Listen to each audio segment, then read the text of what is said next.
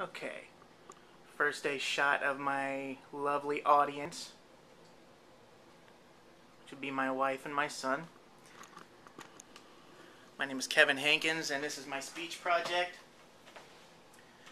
The old belief that chivalry is dead is slowly but surely becoming irrelevant. Having done a lot of research on this subject, I'm going to try to illustrate two different authors' view of how a lack of chivalrous behavior has led to societal breakdowns. Following a set code of ethics that makes the world a better place is at the very heart of chivalry. It's what it's all about.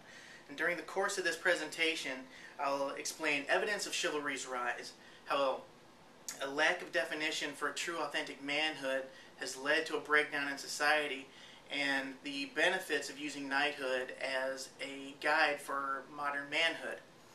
Now, chivalry is making a very strong comeback, and we can see this with the rise of a lot of different chivalric groups popping up all over the country, all over the world, especially on the internet, whose foundations run the gamut from Christianity to atheism to movie-based philosophy. And we're being noticed to such an extent that there are groups in Europe whose sole interest now is to flush out what they deem to be illegitimate orders of chivalry. Haters. So, but books on chivalry and knighthood are now shifting their focus. If you read these things, you can tell it's very subtle, but they're shifting from a historical view, things that used to be, to the restorative view, or things that can be.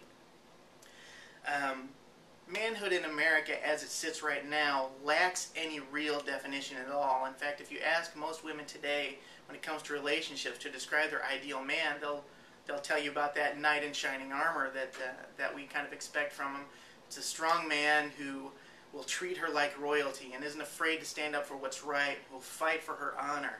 But right now, all they're left to choose from, the modern American male, has very little direction, almost no purpose, precious few morals, and they surround themselves with people of the same mind, and what's worse is they like it that way. Right now, there are other parts of the world that are practicing long, age-old rites of passage that define when a young man becomes a man. Robert Lewis wrote a book called Raising a Modern-Day Knight, in which he describes a rite of passage in the Nuer tribe in Africa, where when a boy reaches the age of manhood, he's stolen away out of his mother's tent in the middle of the night. He's dragged away to the area that's reserved only for men. They hold him down and they take sharp rocks and cut deep, deep gashes all across his forehead, bleeding profusely and scarring him horribly for the rest of his life. But then at the same time, anywhere he goes in his culture, people can point at him and say, that's a man, and they know exactly what to expect from him. We don't have these kind of practices in America, so men are forced to kind of make it up as they go along. When does a boy become a man in America? Is it when he graduates high school? Is it when he gets his driver's license? When he drinks his first beer? We don't know. And so we have to make it up. And so it's no wonder that people end up just kind of listless and they don't know where to go with it. It's caused an attitude toward chivalrous behavior being downplayed as silly, something almost comedic, and in some cases a sign of weakness.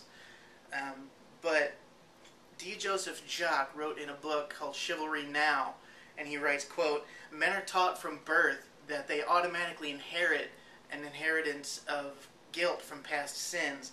We make sure that no child slips by without taking his share." That's a pretty good heavy burden to bear, and so it's no wonder that a lot of men end up becoming angry, bitter shells of what they could be. And I've read in more places than I could ever care to recall right now that to a knight, the most important and memorable day of his life was the day of his dubbing, because it served as a permanent reminder of what kind of man he was expected to be. Not just because somebody got that close to his head with a sword, but because he knew what to expect out of himself. And it brings me to my final point, that being using the idea of knighthood as a guide for authentic manhood. Teaching our boys knighthood gives them something positive to connect with manhood, makes it a positive experience, something to look forward to, something to latch onto. And it also gives a definitive guide for their success, whether they've achieved it or not. The standard used to be for generations, growing up, becoming a man used to be get a good job, get married, have children, and don't screw up. It's really vague, and it causes a big problem. And Robert Robert Lewis makes the new definition in his book very clear. He says, a real man is one who accepts responsibility, rejects passivity, and leads courageously. Jacques lists a code of ethics in his book, again called Chivalry Now, that he calls the 12 Trusts, which read as follows: I will develop my life for the greater good. I will place character above riches and concern for others above personal wealth. I will never boast, but cherish humility instead. I will speak the truth at all times and forever keep my word. I will defend those who cannot defend themselves. I will honor and respect women and refute sexism in all its guises. I will uphold justice by being fair to all. I will be faithful in love and loyal in friendship. I will abhor scandal and gossip, neither taking part in them nor delighting in them. I will be generous to those who need help and to the poor. I will forgive when asked, so that my own mistakes will be forgiven. And I will live my life with courtesy and honor from this day forward. For me, knowing that there are other men out there who feel this way makes it easier for me to take the hits for living a chivalrous life. It's not an easy thing, but having a set code of ethics does make the world a better place because it heals the wounds that have been left in society for years of its absence, the absence of chivalry. No, chivalry is not dead. It's been beaten, it's been spit upon, and left for dead.